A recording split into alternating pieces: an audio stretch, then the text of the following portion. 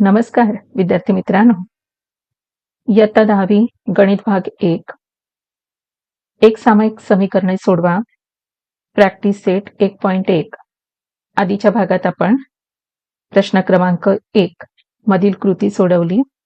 प्रश्न क्रमांक 2 मधील पहिलं आणि दुसरं उदाहरण आपण सोडवलेलं आहे. आजच्या व्हिडिओमध्ये आपण हे तिसरं उदाहरण आपण घेणार आहोत. तर हे उदाहरण कसं सोडवायचं आपण आधी सुरुवातीपासून आपण सोडवूया. दिलेलं समीकरण आहे 2x ऋण 3y बरोबर 9. जसं आपण सुरुवातीला नंबरिंग करतो त्याप्रमाणे त्याला नंबर देऊया. समीकरण नंबर 1. 2x अधिक y बरोबर 13. समीकरण नंबर 2. ह्या प्रकारचं उदाहरण आपण आधी सोडवलेलं आहे. इथे पहा 2x आणि 2x ह्या ठिकाणी सहगुणक पण समान आहे आणि त्यांची चल पण समान आहेत. म्हणजे 2x आणि 2x चिन्ह सुद्धा समान आहेत. मग अशा वेळेला आपण काय करतो? वजाबाकी करतो. तर ह्या ठिकाणी आपण समीकरण 2 मधून आपण समीकरण 1 वजा करू. समीकरण 2 मधून समीकरण 1 वजा करू. बघा एक गोष्ट लक्षात आली असेलच, इथे धन धन किंवा दोन्ही समान चिन्ह आली तर आपण इथे वजाबाकी करतो. तर इथे आपण वजाबाकी करणार आहोत. समीकरण 2च प्रथम आपण का घेतलं? कारण ह्या ठिकाणी 13 ही संख्या आपल्याला मोठी दिसते आणि 9 लहान दिसत आहे आणि म्हणून आपण समीकरण 2 मधून 1 वजा करणार आहोत. तर समीकरण 2 आधी आपण लिहून घेऊया. 2x अधिक y 2x अधिक y बरोबर 13 आणि दुसरं समीकरण आपण खाली लिहूया 2x ऋण 3y बरोबर 9. वजाबाकी करणार म्हणून आपण वजा लिहिले आणि त्यानंतर अगदी नियमाप्रमाणे आपल्याला माहिती आहे की ही सर्व चिन्ह बदलायची आहेत. धनाचे ऋण करायचे, ऋणाचे धन आणि धनाचे ऋण. 2x आणि 2x आपण हे कट केले 0. 3 आणि 3 इथे धन y म्हणजे 1y आहे आणि इथे धन 3y आहे. म्हणजे 3 आणि 1 झाले 4y बरोबर. 13 मधून आपण 9 वजा करूया. 13 मधून 9 गेले किती राहिले? 4 राहिले. 13 तून 9 आपण वजा केले, राहिले 4. म्हणून y बरोबर 4 भागिले 4. 4 1 4, 4 1 4. y बरोबर 1. y ची किंमत मिळाली. आता x ची किंमत मिळवायची आहे. त्यासाठी आपल्याला काय करायचंय? तर ह्या y च्या किमतीला आपल्याला कुठल्या तरी समीकरणामध्ये समीकरण नंबर 1 किंवा 2 मध्ये आपल्याला ठेवून तर x ची किंमत आपल्याला मिळवायची आहे. तर आपण ह्या y च्या किमतीला आपण समीकरण 2 मध्ये ठेवूया. y बरोबर 1 ही किंमत समीकरण समीकरण 2 मध्ये ठेवू. समीकरण 2 मध्ये ठेवू. तर समीकरण 2 आधी इथे लिहून घेऊ आपण. 2x अधिक y बरोबर 13. आता हे दुसरं समीकरण आपण लिहिलं. आता त्यामध्ये आपल्याला y ची किंमत ठेवायची आहे. म्हणून 2x 2x आपण तसेच लिहिले. अधिक y ची किंमत आहे 1 बरोबर 13. आता या समीकरणामध्ये काय करायचं आपल्याला? हा जो धन 1 आहे तो आपण पक्षांतर करून पलीकडे नेऊया. 2x बरोबर 13 अधिकचे काय होणार आहे? वजा 1. 13 तून 1 गेला, राहिले 12. म्हणून 2x बरोबर 12 इथे आपण 2 ना लिहिता xच, कारण आपण 2चं पक्षांतर करणार आहोत. 12 भागिले 2. बेक बे बेसक 12. x ची किंमत मिळाली आपल्याला 6. आता दोन्ही किमती मिळाल्या. हे आपल्याला खाली कंटिन्यू करायचं आहे पण इथे जागा नाहीये म्हणून आपण इथेच लिहितो. समीकरणाची उकल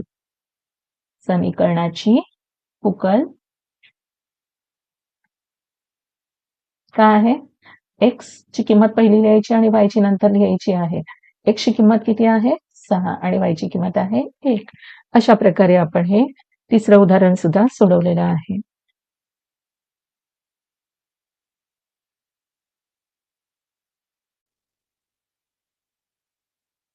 चला तर सेमीच्या माझ्या विद्यार्थ्यांसाठी हे तिसरं उदाहरण आहे.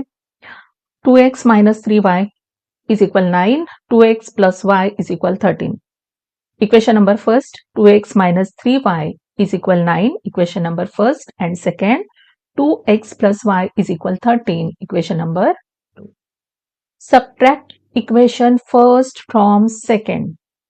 आपल्याला समीकरण 1 हे 2 मधून वजा करायचं आहे, म्हणजेच subtract equation first from second.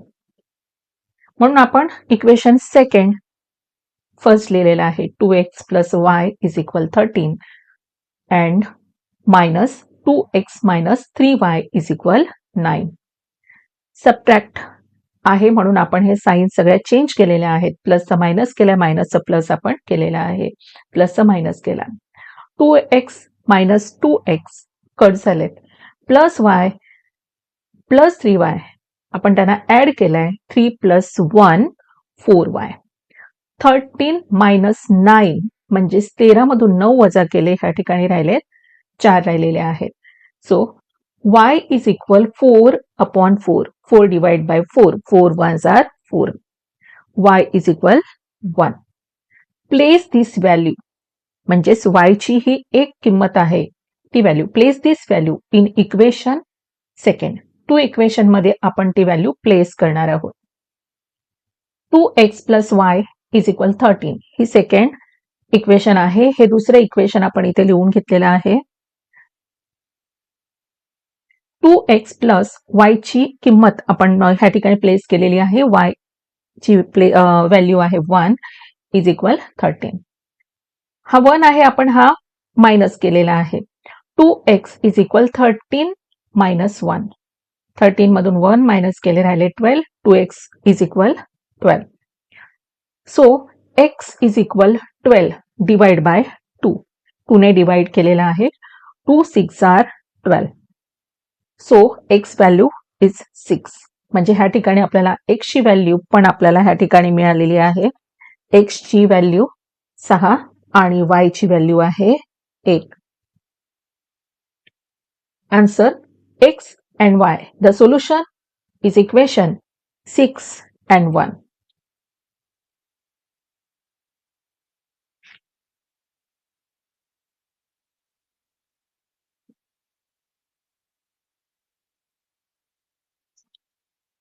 चौथं उदाहरण दिलंय. 5m वजा 3n बरोबर 19. m वजा 6n बरोबर ऋण 7. नेहमीप्रमाणे आता आपण त्यांना नंबरिंग करूया. 5m ऋण 3n बरोबर 19. समीकरण नंबर 1. सेकंड, m वजा 6n बरोबर ऋण 7. समीकरण नंबर 2. समीकरणाचा लोप करण्यासाठी आपल्याला ह्या ठिकाणी दोन्ही सहगुणक समान करून घ्यायचे आहेत. ह्या ठिकाणी 5m आहे आणि हा फक्त m आहे. समीकरण 2 ला आपण 5 ने गुणून m चा लोप करू शकतो, म्हणजे समीकरण 1 आणि 2 ह्यांची वजाबाकी करू. अजून एक शक्यता आहे, इथे 3n आणि इथे 6n आहे. 3चे सुद्धा आपण 6 करू शकतो, म्हणजे समीकरण 1 ला 2 ने गुणलं तरी पण आपल्याला n कट करून m ची किंमत मिळणार आहे आणि अशा तऱ्हेने आपल्याला सोडवता येणार आहे. दोन्ही प्रकारे आपण हे सोडवू शकतो. पण आता आपण काय करणार आहोत, जर तुम्हाला वाटलं इथे आपण 2 ने गुणूया, समीकरण 1 ला 2 ने गुणूया, तरी सुद्धा ही उकल आपल्याला मिळणार आहे. समीकरण 2 ला आपण 5 ने गुणणार. समीकरण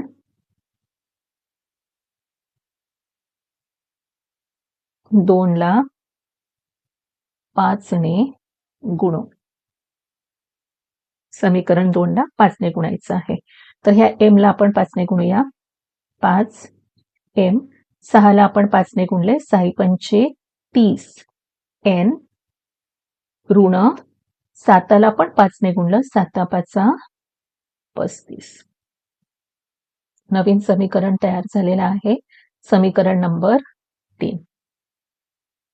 आता समीकरण नंबर 3 आणि समीकरण नंबर 1 ह्यांच्याकडे जर आपण पाहिलं तर इथे 5m आणि इथे 5m, त्यानंतर ह्या ठिकाणी ऋण 35 आणि इथे 19 दिसत आहेत. म्हणजे समीकरण 3 मधून समीकरण आपण 1 वजा करूया. समीकरण 3 मधून समीकरण 1 वजा करू. म्हणजे सर्वप्रथम आपण समीकरण 3 लिहिणार आहोत. 5m वजा 30n बरोबर ऋण 35 वजा करणार आहोत 5m ऋण 3n बरोबर 19.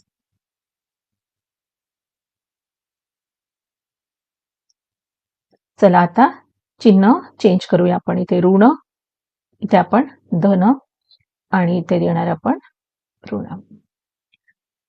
धन 5m आणि ऋण 5m दोन्ही कट होणार आहेत, त्यांचा लोप होणार आहे. ह्या ठिकाणी लक्ष द्या. ऋण 30n आणि धन 3n, ऋण धन वजाबाकी होणार आहे. म्हणजे मोठ्या संख्येतून लहान संख्या वजा होणार आहे. मोठ्या संख्येचं चिन्ह आहे ऋण, ते आधी आपण ऋण दिले. 30 मधून 3 वजा केले, राहिले 27n बरोबर. आता ह्या ठिकाणी बघा, ऋण 35 आणि ऋण 19 दोन्ही समान चिन्ह आहेत. म्हणजेच आपण 35 आणि 19 यांना मिळवायचे आणि त्यांचं चिन्ह ऋण आपण तसं द्यायचं. तर चला आता बेरीज करू दोघांची. 9 आणि 5, 14ची 4, हातचं दिला आपण 1, 3, 4 आणि 5, 54. 35 आणि 19 यांची बेरीज झाली 54. आता इथं काय दिसते, दोन्ही बाजूला ऋण ऋण आहे. दोन्ही बाजूला ऋण ऋण ह्याचा अर्थ हे दोन्ही धन होणार आहे. म्हणून आपण इथे लिहिणार n बरोबर 54 भागिले 27. आता हे ऋण ऋणाचे धन झाले. 27 ने 54ला भागूया. 27 एक 27, 27 दुने 54. तर आपल्याला n या चलाची किंमत मिळालेली आहे 2. n बरोबर आपल्याला मिळाले 2. नेक्स्ट, n ची किंमत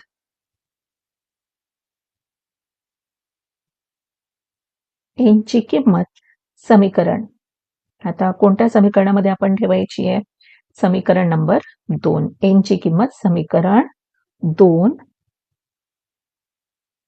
मध्ये ठेवू. समीकरण 2 मध्ये ठेवायची. मग इथे समीकरण 2 आपण लिहून घेऊया. m वजा 6n बरोबर ऋण 7. ठीक आहे. आता आपण ह्यामध्ये किंमत टाकूया. m आहे तसंच आपण घेतला आणि 6n म्हणजे 6 गुणिले n ची किंमत 2 बरोबर ऋण 7. ह्या किमती ठेवायला काही जण कन्फ्युज होतात, तर त्याने नीट लक्षात घ्यायचं आहे. 6 गुणिले n म्हणजे 6 गुणिले ही n ची किंमत इकडे ठेवायची आहे. m वजा 6 दुने 12 ऋण 7. पुढे आता हे ऋण 12 आहेत, पक्षांतर केल्यानंतर ते धन होणार आहेत. म्हणजे ह्या ऋण 7 कडे ज्या वेळेला आपण ह्या ऋण 12ला नेणार तर ते होणार धन 12. m बरोबर धन ऋण वजाबाकी होणार आहे. 12तून 7 गेले, राहिले 5. मोठ्या संख्येचं चिन्ह आहे 5. आपल्याला m ची किंमत मिळालेली आहे 5. आपली उकल मिळालेली आहे, समीकरणाची उकल. लिहूया आपण समीकरणाची उकल. लिहिताना mn क्रमाने आपण लिहिणार आहोत. m आणि n.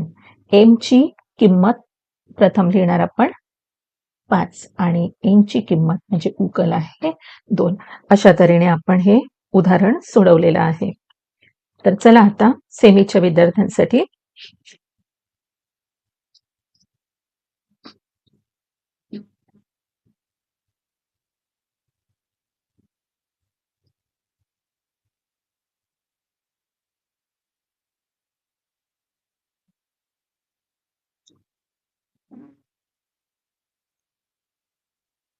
5m minus 3n is equal 19.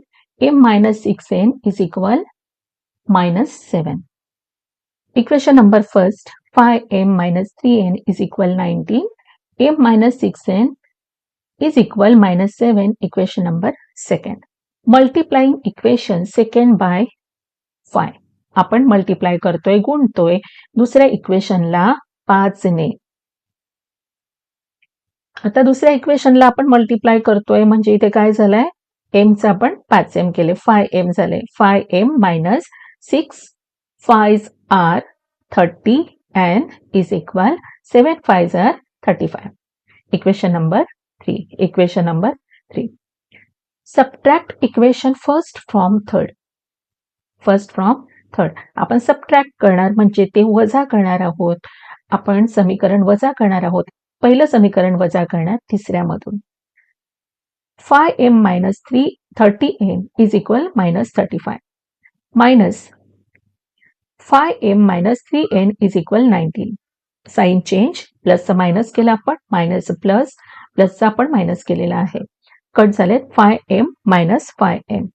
minus 30n plus 3n minus केले आपण, minus 27n is equal minus 54. n is equal 54 divided by 27. 27 2s are 54. So n's value is 2. Place this value in equation second. m minus 6n. Second equation, m minus 6n is equal minus 7. m minus 6 multiplied 2 is equal minus 7. m minus 6 2s are 12 is equal minus 7. m is equal minus 7 plus 12. So m value is 5. 12 minus 7, 5.